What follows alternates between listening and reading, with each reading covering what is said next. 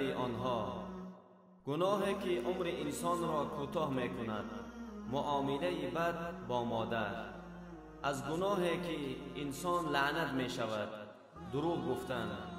گناهی که در همین دنیا جزایش را می بیند، ظلم کردن. از گناهی که رزق انسان کم می شود، زنا کردن.